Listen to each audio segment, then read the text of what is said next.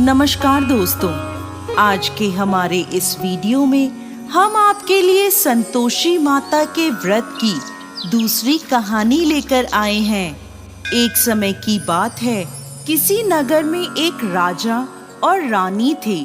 उनके 2 बेटियां थीं। राजा ने अपनी दोनों बेटियों को तैराकी, तीरंदाजी, घुड़सवारी आदि सभी प्रकार की शिक्षा दी थी। साथ ही रानी ने बेटियों को घर की जिम्मेदारियां भी अच्छे से सिखाई थीं।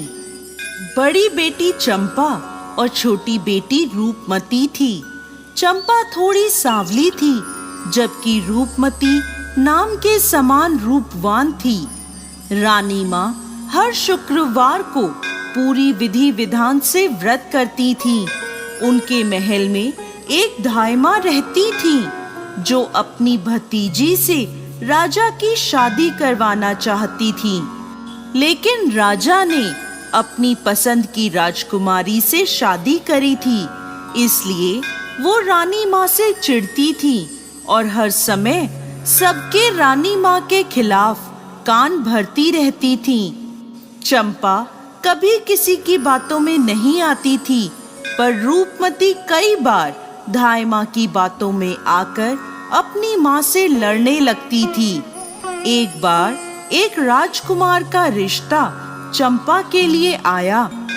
राजा ने धूमधाम से चंपा की शादी कर दी और उस राजकुमार को घर जवाई बनाकर रख लिया।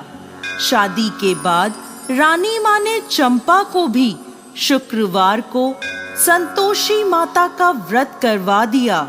अब हर शुक्रवार दोनों माँ बेटी व्रत करने लगी। संतोषी माता की कृपा से चंपा गर्भवती हो गई। राजमहल में चारों तरफ खुशियां ही खुशियां छा गईं। एक दिन रानी माँ और चंपा का शुक्रवार का व्रत था। तब राजा और उनके जवाई सिपाहियों के साथ शिकार को गए हुए थे।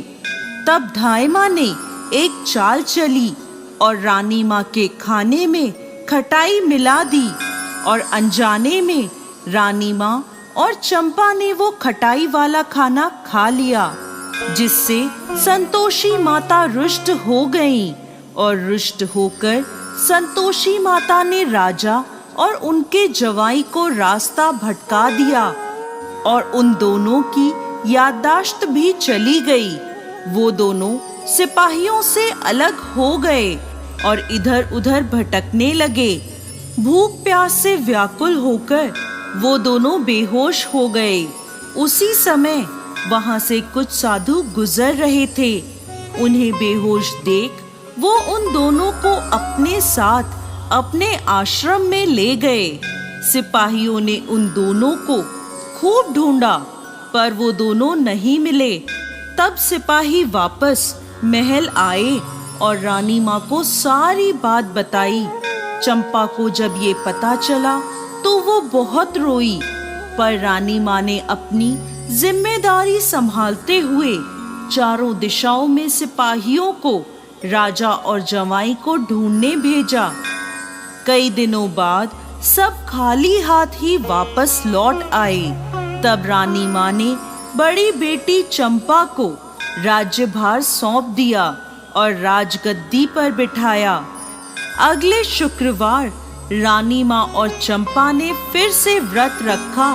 तब धायमा ने फिर से चाल चली और उनके खाने में खटाई मिलाने लगी, लेकिन तभी रानी माँ ने उसे ऐसा करते देख लिया और उसे पकड़ लिया। पूछने पर धायमा ने सारी बात बता दी कि उसने पहले भी खाने में खटाई मिलाई है। तब रानी माँ ने उसे कारागृह में डलवा दिया। अब रानी माँ और चंपा ने संतोषी माता से प्रार्थना करी, हे माँ संतोषी, आप हम सबकी माता हैं और हम आपके बच्चे हैं। हमारी भूल माफ करें माँ संतोषी और हमारे पति को वापस लाएं। तब उसी रात्रि को संतोषी माता राजा के स्वप्न में आईं और बोली, अरे राजा, उठ और अपने राज्य वापस जा। तेरा जवाई और तू मेरे प्रकोप को झेल रहे थे। अब तू अपने राज्य जा और मेरा एक मंदिर बनवा। दूसरे दिन राजा और उसका जवाई सभी साधु संतों का शुक्रिया करते हैं और उन्हें प्रणाम कर अपने राज्य की ओर लौट जाते हैं और पूरे राज्य को संतोषी माता की महिमा बताते हुए संतोषी माता का एक भव्य मंदिर बनवाया। रानी माँ ने चंपा के साथ धूमधाम से शुक्रवार के व्रत का उद्यापन करा। चंपा को एक बहुत सुंदर पुत्र प्राप्त हुआ और महल में वापस खुशियां ही खुशियां छा गईं।